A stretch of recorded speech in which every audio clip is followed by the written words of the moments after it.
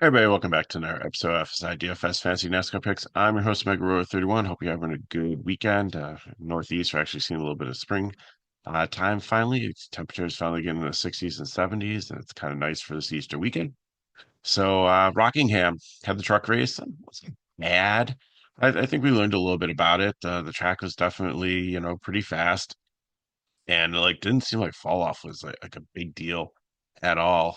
Case in point was that it did turn into a fuel mileage race, which kind of wasn't your best DFS day because some of the best plays. I mean, there's a lot of things that happened. You had trucks like Rhodes and Crafton had mechanical issues, and you had people running out of gas towards the end, and then you had that like Corey Heim is like probably one of the most dominant drivers, and he finally through track position, through not taking tires or not taking like fuel and staying out, got out there and just led and dominated. But then when he came in and had to get gas and put fresh tires on, he didn't necessarily blow through the field like you see in some other tracks where he put on fresh tires. I mean, he advanced and did well. He ended up finishing eighth, but I think it's because all these people like ran out of gas in front of him more than he was able to pass them. And there were some frustrating plays. Like Brown Jones looked like a great play. Started 29th. He ended up getting up to 17th, but he did end up like struggling, like staying in the 20s most of the day and really wasn't a contender. And then you had some people that I was very skeptical in playing, like your Tory Brenningers and your Frankie Muniz, like some of the rookies that are like newer to the series that like never run on a track like this before, didn't know what to expect. They actually worked out quite well. Well, Curry, and he started up like he got into an incident and ended up being kind of disappointed. But I wouldn't have, even though I talked about it in the video, I wouldn't have started him like in cash starting six. That's way too far forward. But like Munoz starting 30th, finished 23rd. Looking at Tori, like might be one of her best finishes. Started 27th, finished 18th. Even like Nathan Bird, who is usually a fade, 14 place differential points, started 28th, got up to 14th. Um, Jack Wood, I take it back. Like I was skeptical on him and thought that he was going to be one of the ones that I could consistently make fun of just because how bad some of his races have been. But he was solid. Finished seventh, started 24th. Good job there. There was another one I had in my lineup too that was a punt. Yeah, Spencer Boyd. I talked about him in the video. 31st, ended up 15th, had a solid day. So I think it's going to be figuring out Dominators here. And again, we have Darlington to look at, which is a similar track. If you didn't watch the truck video, Darlington and Dover are the similar tracks. The problem is if you look back, like you have so many rookies and changes into the series that you don't really see. If you look back at last year, like half the field isn't there, so it gives you like the usual suspects that you kind of know what to expect. And where we really want to find our edge in DFS is the people that don't know, and that's where you find your diamonds in the rough there. And we did have Darlington, so not everybody raced in it, but a majority of them did. And we did have practice. We actually have that data to look at here and some of the things we learned from the truck series. So we'll just go in salary order like we did before. I didn't do projection or anything because again, it's just like there's really no data or anything to bring in here besides practice. And I'll just go through the field and we'll talk it out. And then, tomorrow we'll see what happens in qualifying. And then, I'll send out a new sheet and the FSi Discord, and hopefully it will be a little bit more of like a DFS skill contest than just like a scratch off lottery ticket with like random things happening that just causes somebody to win a lot of money. But and maybe they put a lot of thought into their lineup and good for them. But sometimes you have races where things just break, and I'm not necessarily saying the truck was I looked at the top leading board, and there's some really good players that were up there and were higher on Ankrum, and was just it was a kind of a break even day. I was higher on Jones than I should have. He worked out, but not like I thought he was going to be. And then with Majesty getting into a wreck that hurt me, and then Chandler Smith starting second and not getting up there and dominating like I thought he'd be able to. He did win. He did lead 23 laps, so it wasn't like terrible.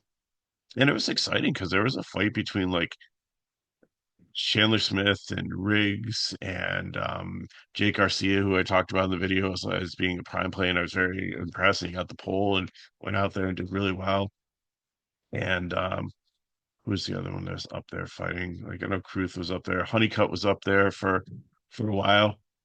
And it was solid. It was like the front of the race. These people stayed up there through stage one, stage two, and then chaos started to happen. So Allgaier, we'll see how he does in qualifying. In practice, he was 10th fastest and 10 lap average.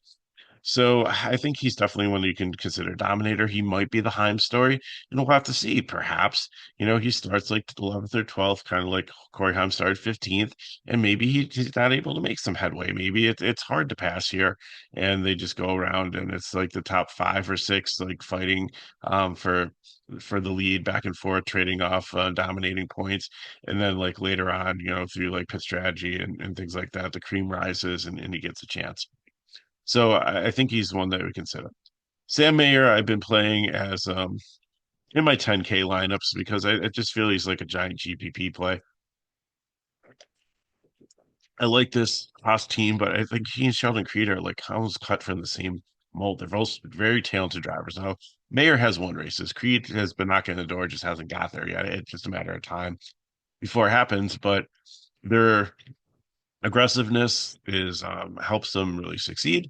They rub people the wrong way sometimes. They are really good at sometimes passing when you can't pass by making calculated risks, but sometimes they don't pay off and they end up wrecking.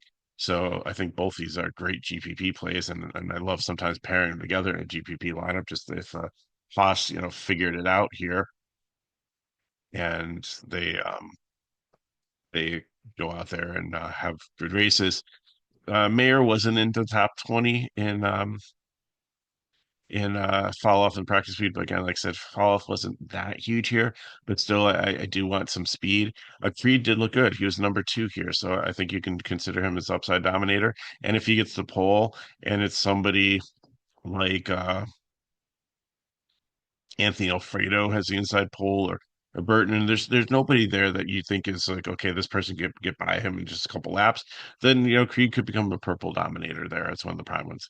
Hill, if he starts up towards the top, is going to probably be dominator. I think he's always a solid cash play here. You can't play too many guys in the 10K range, so you're going to have to see which ones are the best options for either place differential or dom points. Jesse Love has a lot of upside here. I think fifth in practice, 11th place in Darlington is one that I like to play in cash and GPPs. It all depends on, how I see things playing out for him. Casey Kane's back in um, the racing world. If you are significantly younger than me and don't remember, Casey Kane came onto the scene when Ray Eberhan in the early 2000s came out with Dodges and brought them back to NASCAR. And Bill Elliott was racing the nine, and then Casey Kane took it over. And I think the Bill Elliott, I think it went part time or so. And he did okay. I think he won Rookie of the Year, and he had like some success early on. And then he just became very mediocre. He's like on a petty team. He was on Childress. I don't know. He had like there was like Levine Family Racing, I think is where he ended up. I think he had spent some time with five in the Hendricks car before they retired it. And like Byron took his ride, but then they put Byron in the 24 and then they retired the five until Larson took it over in 2020. So he had some upside. He won races, but then he was like had mediocrity, and like I think it was 2018 was his last season up in Cup 17 or 18. Darlington Race got severely dehydrated. Was going to sit out the next three races, tried to recover, and he ended up sitting out the rest of the season for it. And then he never kind of he ran a couple of like cup races, Xfinity races and truck races, but nothing since like 2020. But he's been doing dirt track and he's still been racing. So I think there's a lot of talent here. He had Mr. Richard Childress' car, um, and he was first in practice for speed. So I think there's a lot of upside here. I always say that I like these drivers that aren't in the series competing for stage points because they can vary their strategy and maybe his will be better with staying out and field mileage and stuff. If it does turn into field mileage thing, maybe he'll be able to do some things to save more and be able to extend pits stops or I don't know. It just gives him a little bit more freedom to be a little bit not as boxed in as all these guys trying to get these valuable stage points to make the playoffs, and it sometimes gives them an advantage. So I like him. I think he could potentially be a dominator if he does qualify up top, looking at his practice speeds, and if he's weighed down for some reason, and then I think he can be a possible prime play with place differential. Zilch, I'm going to give the 10K one. I think he's kind of a sneaky sleeper here. I think people overlook him. Six at Darlington, eight in practice. A lot of things say that he potentially could be a dark horse and win this race. So keep your eye on him and how he qualifies. Jones, I think you go back to the Dominator here, and I think that people are going to look at the truck race and like he kind of underwhelmed. Like it all kind of finally worked out in the end. Sorry, I'm trying not to cough. No, my allergies are killing me, so I'm doing the best I can here. But Jones, I think people overlook, but he won Darlington. He was a dominator at Darlington, just like Allgaier was. And it's very comparable track. And I think that if he gets a chance to start close to the top, he could go up there, or he can be a secondary dominator later on. Seventh in practice. Waffle, I think you can play in cash. I think he's could be solid. Also, a fifth in Darlington, not in the top 20, so it's a little bit. He might be more of a GPP play, but we'll have to see how things shake out with his qualifying position. Sammy Smith was in the truck race also, which gives him kind of advantage. He's seen the track. You see how things react. Started 11th, ended 16th. I think he was one of the ones that potentially ran out of gas. Didn't lead at all. He was up there though in the top 10 before he ended up finishing 16th. And I'm just kind of neutral on him, but the numbers look good. Third fastest in practice, ninth at Darlington. I think there's a lot of upside there to potentially be an upside dominator. Or if he's like starts on the pole or in second position and the ones around him don't look very strong, then he could be one of the purple main dominators. I think this next range here of Gray, Sieg, and Sanchez, even though Gray had a terrible day at Darlington, other than like he's been good on type tracks like this. Sanchez, I like the best here, eighth at Darlington, fourth. He reminds me a lot of Garcia. Like when the two of them in a truck series, I thought they had kind of similar profiles, although Sanchez was much better. I think Garcia took a little bit longer to develop, but I think they have like a similar skill set. Love this big machine racing team. It's been solid, and I think that a lot of upside there with him for a cash play too. So we'll have to see. And if he ends up on the pole or something, then he might be my one of my main dominators that I put in my lineup.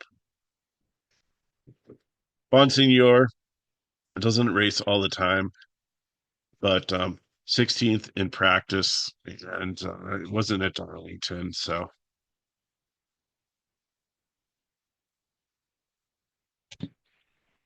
I think that he's one that is not going to be high owned, but I think people forget about him because he doesn't race all the time. He's in this Joe Gibbs car. It's a very good car. And I think there's a lot of upside for him potentially to be a sneaky 10K big GPP play. I guess I'm going to give the prime play for here. I always felt like he was kind of similar to Grant Enfinger, and Enfinger ended up leading 15 laps, started 19th, finished fifth. Had a good run here, was up competing for the lead at times, and I see a lot of similarities in Eckes. I know he's been kind of disappointing here, but Darlington looked really good. And he's the tire wear guy, and I know tire wear is not going to be as much in play here, but I think that he should still do well. And then ninth in practice in top 10 speed. I'm 76 under. I really like this price tag. I think I'm going to potentially, if the qualifying goes right, he could be one of the prime plays. Burton, I think, is a GP here at P here. 13th at Darlington. I like him. He's been having a solid season. I've been playing him in cash a lot. but I don't know if he'll make cash builds here without being in the top 20 for practice speed. But again, if he starts way down in the field, that's another thing that you're going to have to look at is it going to be a situation where like maybe he's not going to advance or maybe it's going to be hard to pass and he didn't have the speed and there's a reason he qualified there and this is not a great place differential play. So we're going to have to sort that all out when we get the qualifying. Dean Thompson, I really like. Dean Thompson reminds me a lot in the truck series of the situation as Dalton Sutton, which is funny because I think they both have the same number. Yep, 26. In the Rackley truck there, I see a lot of upside with a cheap driver here at 7,300 to get some place differential.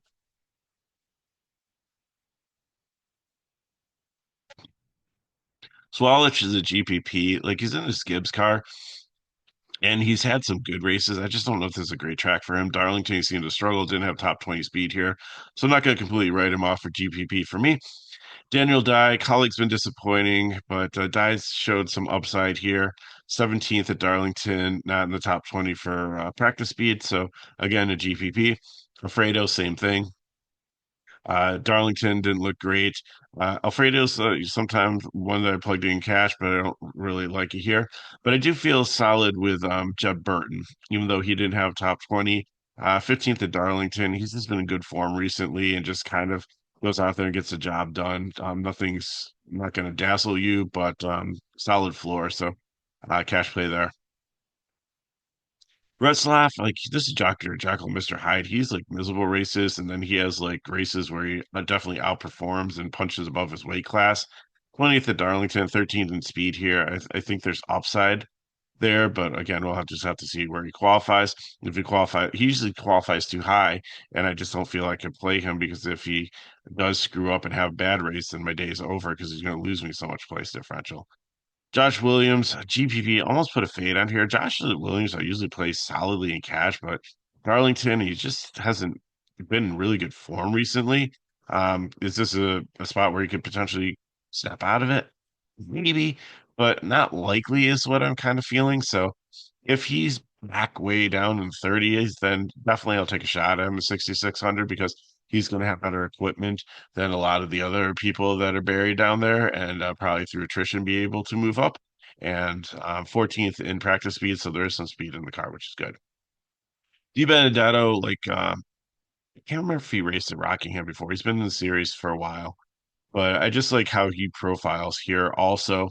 Uh, to have some speed here, 15th in practice, 23 in Darlington, but this Viking Motorsports car has some RCR backing to it. And I just look how like strong like Casey Kane was and Love and Hill. And not that it's part of the team, but I think that having some of the same components to it, 15th in practice, I think there's a lot of upside here. So I really like him as a prime play.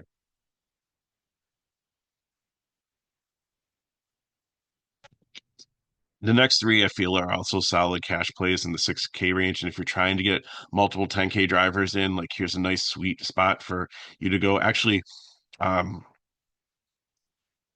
four out of the next five are such solid plays. Poole, Clements, who I play all the time in cash just because he's got great floor. And again, like if these guys start 25 on down, then they're almost locks for me in my cash player pool. If 20th to 25th, then I'll try to see who the best one is. Obviously, Sieg popping at six in practice speed would be where I'd lean there. Then I'd look at the team. Sieg has Clement has the strongest one, followed by Sieg, then Alpha Prime, and then DGM is where I'd go with this. Blaine Perkins, like with Jordan Anderson car, this isn't horrible. I mean, Parker Retzlaff did good things in here last year in the 31, and so it's a solid car. And maybe he might be a cash play, and maybe he might be in the same consideration, but just looking at all the numbers and the form of all the rest of them, I just Perkins is just kind of like a one step below, I think, the other four, but I think maybe be able to be included in this bunch. So just look at this, like, keep in mind this, like, range here between 64 to 6K. I think, like, multiple ones can be, like, interchangeable in your cash lineup. And again, you want them starting like 25th on back. If if they're 20th to 25th, then try to pick Sieg would be where I'd go first, and then I would probably go Clements, Poole, um, Blicky and Perkins would be a top up toss up there, but probably Blicky and then Perkins. Austin Green GPP. That's Jordan Anderson 87 card. Don't know if like two people I think definitely aren't going to make the race. They usually take 38 for Xfinity. So and there's 40 cars in the field, and one of them JJ Yaley's not even on DK. So we'll have to see. I don't think this car has a lot of points for. Yeah, it is lacking for owners points, and we'll have to see if it can make it in. Austin Green's had some good runs here, but recently this year not as good as some of the runs last year. So GPP for me, Ummerling I think is going to be a potential fade. Ellison, right? I think you can take shots on, especially because Wright had top 20 speed in practice. Smithley, maybe the fade. Maybe he's more of a GPP play. I think. Again, you need them to start probably 30th on back here before you're going to be playing any of these 5K guys. Thomas here, Cope Family Racing. This has actually been a decent program. He doesn't race all the time, so that kind of scares me too. But he's 35th, so he should be ahead of the 14 Smithley for Green Light Racing and both the Gaze cars and the 32 of Catherine Legay and Mike Harmon Racing.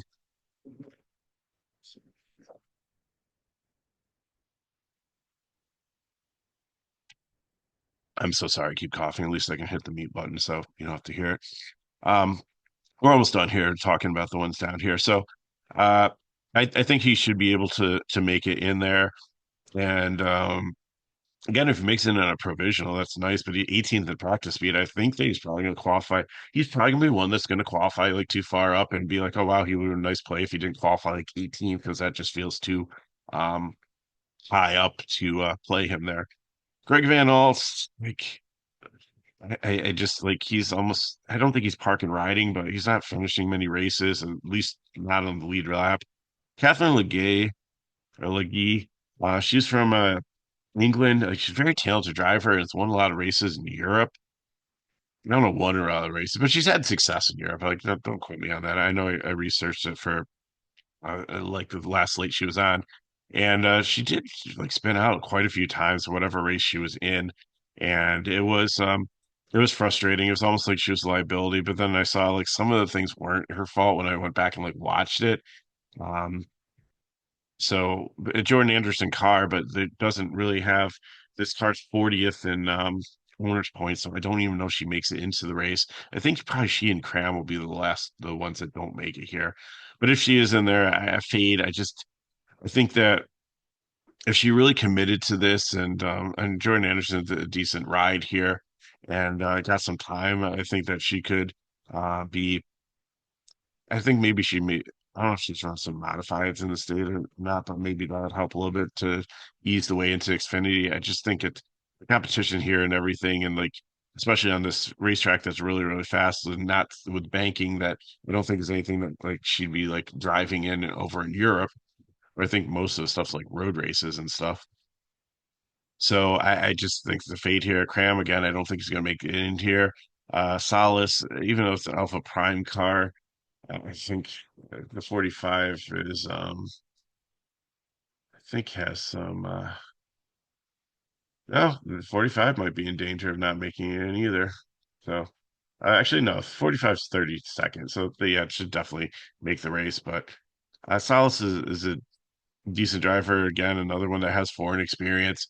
Um, could be okay here. And this fade might be like this might be one that might be a GPP. This might be like the Frankie Muniz or who was the one in Truck Series that was back marker Nathan Boyd. He Vincent Salas. Sorry, I called him Victor before. I know Victor Salas.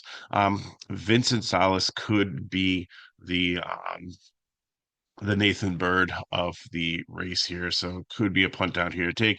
And JJ Yaley it looks like he's going to be in the field, but it's not even in the DK pool. So So I got for you. I hope that helps you to work through this. I'm just I feel so bad. It's Easter weekend, and we have no cup race, and I don't have like a race where I can give you like actual the sheet and have you be able to go and play with confidence. We still have to wait for one more piece of the puzzle, which is qualifying. At least we had the practice data. At least we have Darlington race to look at. At least we had a race at Rockingham with NASCAR type vehicles to kind of see how things might play out. So I got for you. If you have any questions, put them in the chat below. Hit me on Megaro31, Twitter, X. If you want to get to me in Discord, go to the description of the video. You can go to the FSi website.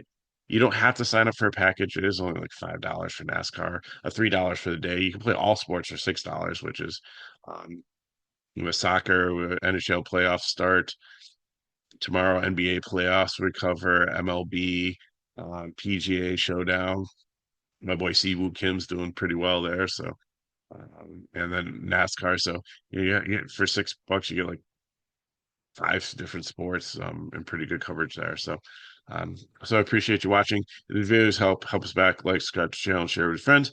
And if you want more information on FSi DFS, go to the description of the video and you can get to our website for all our packages there. So thanks for watching. Be back next week for Talladega. Hopefully, maybe we're going to use no practice for that. And that's another hard one for speculation too, because it's going to be all like pretty much play the back of the field.